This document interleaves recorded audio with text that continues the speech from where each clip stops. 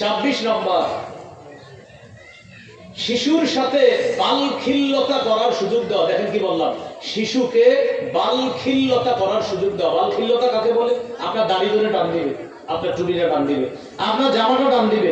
মাঝে মাঝে এরকম যদি টুপিটা টান দেয়, আপনার কাজ নাই কোনো, মনে করে টুপিটা ওরে টান দিতে দিয়ে, ও মজা পাইতেছে, ও করুক, ও একটু আপনার টুপিটা টান দেবে, আপনার মেসওয়াকটা নিয়ে যাবে, এটা করুক, ওরে এটা করতে দেন। কেন? ও আনন্দ পাচ্ছে, এটা করতে দেন। দলিল সহিহ বুখারীর বর্ণনা 5993 নম্বর হাদিস। মন দিয়ে শোনেন, এই হাদিসটা একজন নারীর হাদিস। মাশাআল্লাহ, এটা মহিলা মানুষ আছে না? মাফি, ওনার নাম উম্মে খালেদ। বলেন কি নাম? রাদিয়াল্লাহু তাআলা আনহা। এই সাহাবিয়া বলেন, আমি যখন ছোট ছিলাম আমার আব্বার সাথে নবীজির কাছে গেলাম। আলাইয়া কামিসুন আসফার, আমার গায়ে একটা হলুদ রঙের জামা ছিল। আমি আগেই বলছি মেয়েদের কালারে ছাড়াস, মেয়েদের কালারে ছাড়াস। তো তিনি বলেন আমার শরীরে একটা হলুদ রঙের জামা ছিল। নবী আমার জামাটা দেখে বললেন সানা সানা। আমরা বলি না আহ কি সুন্দর কি সুন্দর। তো নবী আমার জামা দেখে বললেন সানা সানা। সানা সানা এটা হাবশি ভাষা। নবী এমনি হাবশি ভাষায় বললেন সানা সানা। এটার আরবি হলো হাসানা হাসানা, মানে সুন্দর সুন্দর। মাশাআল্লাহ, খুব সুন্দর জামা। তো বাচ্চাদের এরকম জামা দেখলে আপনিও বলবেন মাশাআল্লাহ, অনেক সুন্দর অনেক সুন্দর। কেন? আমার নবী বলছে তো আমি বলবো, সুন্নাহ পালন করব। এবার দেখেন কি, ওই মেয়ে সাহাবিয়া রাদিয়াল্লাহু তাআলা আনহা, তিনি বলেন আমি ছোট মানুষ, তো আমি দেখলাম নবীজির এই কাদের এখানে কবুতরের ডিমের মতো একটা মোহরে নবুয়ত, ওই যেটা নবীজির শেষ নবী হওয়ার দলিল। ফাজাহাতু আলআবু বিখাতাবিন নবুওয়া। সুবহানাল্লাহ। উনি বলেন আমি নবীর এই মোহরে নবুয়ত নিয়ে খেলা করা শুরু করলাম। নবীজির এই মোহর নিয়ে আমি খেলা করা শুরু করলাম।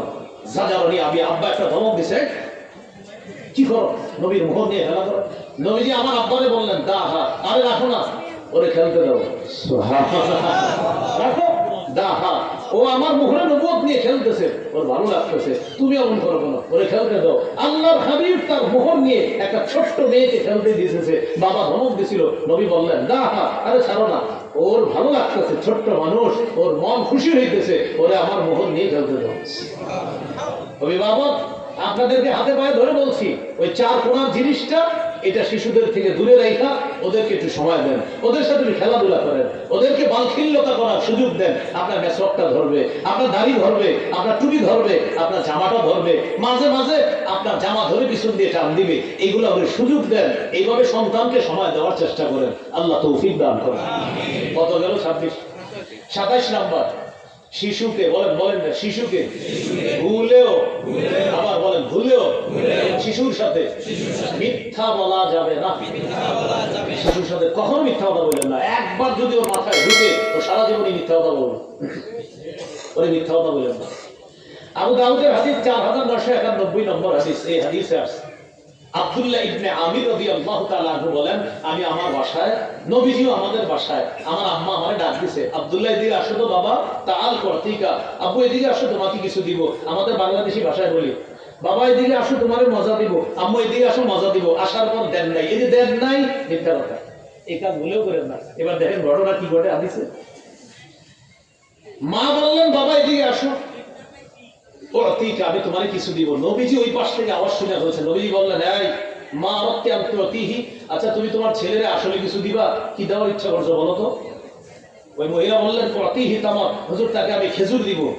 নবীজি বললেন আসলে খেজুর দিবা তো? বলেন জি হুজুর, আসলে খেজুর দিব।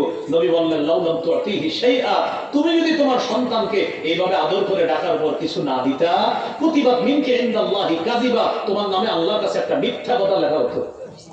সবাই টেনশনে বেড়ে গেছে এখন যারা আছে, কারণ এই মিথ্যা কথা জীবনে প্রচুর হয়েছে, ঠিক না? এই যে সবাই টেনশনে পড়ছেন, কারণ কত বলছেন চিপস কিনে দিবেন, দেন নাই। চলো চলো তোমার খেলনাটা কিনে দিচ্ছি, দেন নাই। কত বলছেন মজা কিনে দিব, আপনি দেন নাই। আপনি যদি না দেন, বললেন না, কান্না করো, বলে মিথ্যা শিখে আসবা। কত গেল ভাই? 27। আপনি আবার কমাই দেন কেন? 27 কত নম্বর গেল? 27 নম্বর। 28 নাম্বার, বলেন খেলায় মগ্ন, বলেন শিশুকে হঠাৎ বাধা না দেওয়া। শিশু খেলতেছে, ওরে হঠাৎ বাধা দিয়ে না, মস্তিষ্কে সমস্যা হতে পারে। আস্তে ধীরে বুঝায় শুনায় নিয়ে আসবেন, হঠাৎ বাধা দিবেন না। নবীজি খেলায় মগ্ন শিশুদেরকে হঠাৎ বাধা না দিয়ে প্রথমে গিয়ে আসসালামু আলাইকুম বলে একটা সালাম দিতেন। আসসালামু আলাইকুম, কি অবস্থা? শিশুদেরকে নবীজি একটা সালাম দিয়ে চিন্তা একটু মাথায় আনেন। আল্লাহ নবী খেলায় মগ্ন শিশুদেরকে কিছু বলার জন্য যদি যাইতেন, প্রথমে নবীজি খুব ধীরস্থির ভাবে, শান্ত ভাবে শিশুদের দিকে তাকায়া আসসালামু আলাইকুম একটা সালাম দিতেন।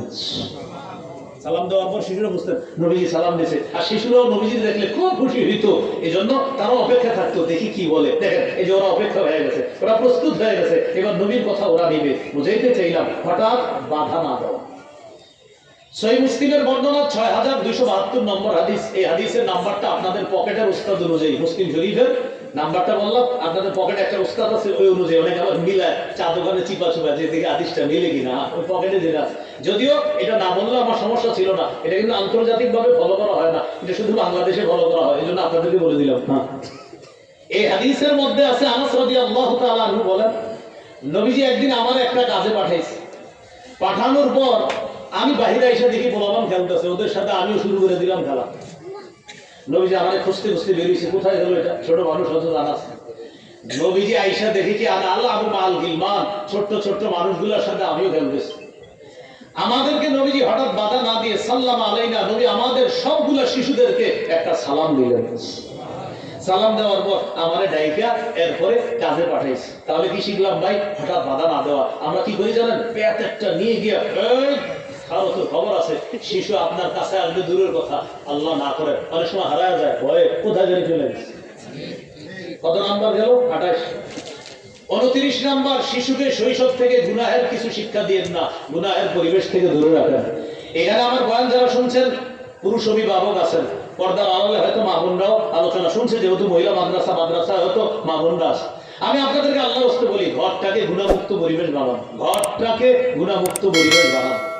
আপনার সন্তানকে আপনি গুণামুক্ত একটা জীবন দেওয়ার চেষ্টা করেন। আপনি বলতে পারেন হুজুর শিশুর তো গুনাহ নাই, কথা সত্য। 3 শ্রেণীর গুনাহ লেখা হয় না। হাদিসে আসছে রুফি আল কালাম আন সালাসা, 3 ব্যক্তির গুনাহ লেখা থেকে কলম উঠিয়ে নেওয়া হয়েছে। 1 নাম্বার আনিন নাইমি হাত্তা ইস্তাইকিজা, ঘুমন্ত ব্যক্তির গুনাহ লেখা হয় না যতক্ষণ সে জাগ্রত না হয়। 2 নাম্বার ওয়ানিল মুবতালা হাত্তা ইয়াবরা, পাগলের গুনাহ লেখা হয় না যতক্ষণ সুস্থ না হয়। 3 নাম্বার ওয়ানিস সাবী হাত্তা ইয়াকবারা, শিশু যতক্ষণ বড় না হয় তার গুনাহ লেখা হয় না।